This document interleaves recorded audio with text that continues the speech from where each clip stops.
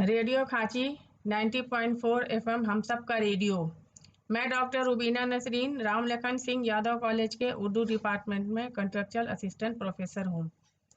آج میں سیمسٹر 6 کے اردو اسٹوڈنٹ کے لیے DSC 4 کے تاریخ اسلام چیپٹر کے یونٹ 1 پر میں گفتگو کروں گی۔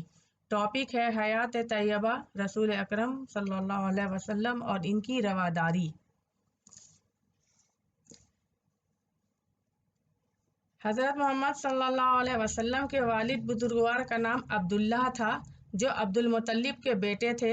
آپ کا سلسلہ نسب تقریباً 60 پشتوں کے واسطے سے حضرت اسماعیل علیہ السلام بن حضرت ابراہیم علیہ السلام سے جا کر مل جاتا ہے۔ آپ کے خاندان کا نام قریش تھا، جو عرب کے تمام خاندانوں میں کتنی ہی پشتوں سے معزز اور ممتاز مانا جاتا تھا۔ 9 ربیع الاول دوشنبہ کا دن بمطابق 20 اپریل 571 عیسوی کی وہ مبارک صبح تھی جب رحمت الہی کے فیصلے کے مطابق اس باسعادت ہستی کی پیدائش ہوئی، جس کے وجود سے سارے عالم کی اندھیاریوں کو دور ہونا تھا اور انسانیت کو وہ نور ہدایت ملنا تھا جو قیامت تک اس زمین پر بسنے والے سارے انسانوں کے حق میں مالک کائنات کی سب سے بڑی نعمت ہے۔ والد کا تو انتقال ہی ہو چکا تھا، دادا عبد المطلب نے آپ کا نام محمد صلی اللہ علیہ وسلم رکھا۔ جب حضرت صلی اللہ علیہ وسلم کی عمر 6 سال کی ہوئی تو آپ کی والدہ آپ کو لے کر مدینہ گئیں۔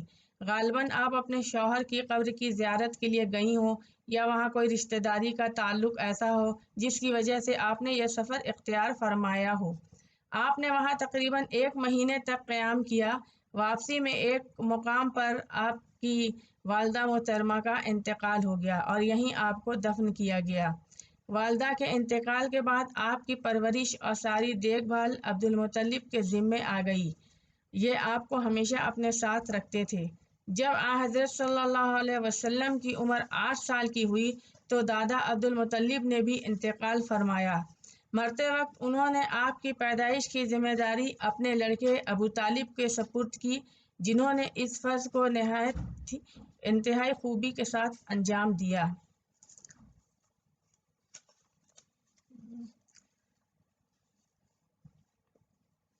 حضرت محمد صلی اللہ علیہ وسلم کی رواداری کا ایک مشہور واقعہ میں آپ لوگوں کے سامنے بیان کر رہی ہوں۔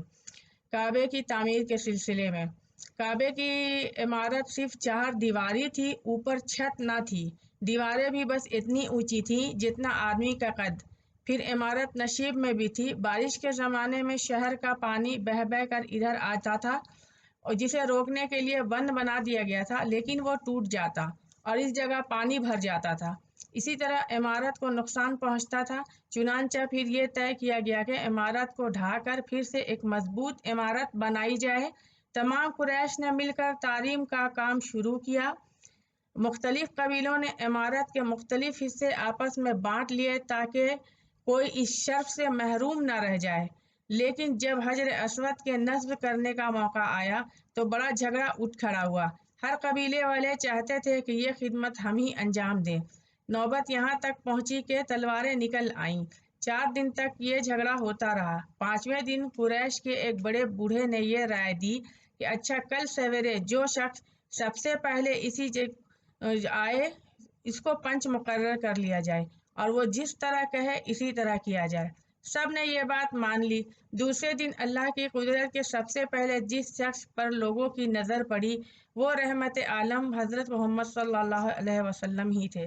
چنانچہ آپ صلی اللہ علیہ وسلم نے یہ فیصلہ فرمایا کہ جس خاندان کے لوگ حجر اسود کو اس مقام پر نصب کرنے کے مدعی ہیں، ان کا ایک ایک سردار چن لیا جائے۔ پھر حضرت صلی اللہ علیہ وسلم نے ایک چادر بچھا کر پتھر کو اس پر رکھا اور سرداروں سے کہا کہ چادر کے کونے تھام لیں اور پتھر کو اٹھائیں۔ جب چادر موقع کے برابر آ گئی تو آپ نے حجر اسود کو اس کے مقام پر رکھ دیا اور اسی طرح ایک ایسی لڑائی ٹل گئی جس کے نتیجے میں معلوم نہیں کتنا خون خرابہ ہوتا۔ اس وقت حضرت صلی اللہ علیہ وسلم کی عمر 25 سال ہو چکی تھی۔ آپ کتنے ہی تجارتی سفر کر چکے تھے اور ان میں آپ صلی اللہ علیہ وسلم کی سچائی، امانت اور پاکیزہ اخلاق لوگوں کے سامنے آ چکے تھے۔ چنانچہ آپ کی شہرت سن کر حضرت خدیجہ رضی اللہ تعالی عنہا نے یہ پیغام بھیجا کہ آپ میرا سامان تجارت لے کر شام جائیں، میں جو معاوضہ دوسروں کو دیتی ہوں وہ آپ کو دوں گی۔ حضرت صلی اللہ علیہ وسلم نے قبول فرما لیا اور مال لے کر بصرہ تشریف لے گئے۔ واپس آنے کے تقریباً 3 مہینے کے بعد حضرت خدیجہ رضی اللہ تعالی عنہا نے آپ سے شادی کا پیغام بھیجا، آپ نے منظور فرما لیا۔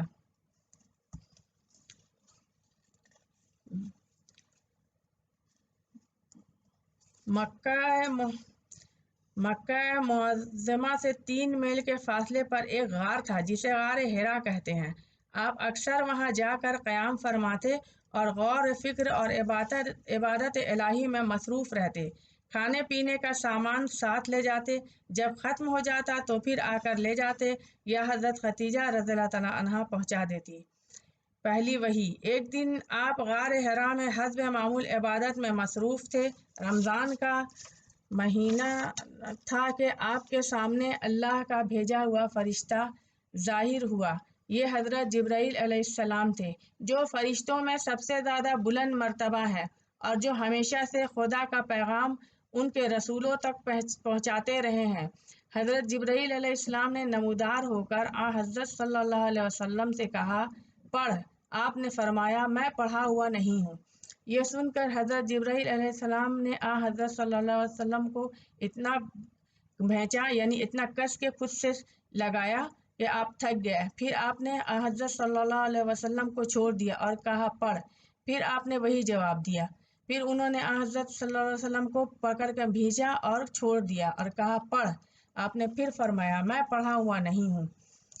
اب حضرت جبرائیل علیہ السلام نے تیسری بار وہی کیا اور چھوڑ کر کہا، اقرأ بسم ربک الذی خلق، خلق الانسان من علق، اقرأ وربک الاکرم الذی علم بالقلم، علم الانسان ما لم یعلم۔ یعنی اس کا ترجمہ ہے، اپنے رب کے نام سے پڑھ جس نے انسان کو جمے ہوئے خون سے پیدا کیا۔ پڑھ، اور تیرا رب بڑا بزرگ ہے جس نے قلم کے ذریعے سکھایا اور انسان کو وہ کچھ سکھایا جو وہ نہیں جانتا تھا۔ یہ سب سے پہلی وحی تھی جو حضرت صلی اللہ علیہ وسلم کو غار حرا میں نازل ہوئی تھی۔ اب یہ جو میرا ٹاپک ہے یہ ختم ہو گیا۔ میں اس پر 3 کوشچن آپ لوگوں کے سامنے پیش کرنا چاہتی ہوں۔ پہلا کوشچن یہ ہے کہ حضور اکرم صلی اللہ علیہ وسلم کی نبوت سے پہلے زندگی پر روشنی ڈالیے۔ دوسرے ہے، حضور اکرم صلی اللہ علیہ وسلم کی پیدائش اور بچپن کے احوال پر مختصر طور پر بیان کیجیے۔ تیسرا ہے، حضور اکرم صلی اللہ علیہ وسلم کی رواداری کا کوئی ایک مشہور واقعہ بیان کیجیے۔ شکریہ۔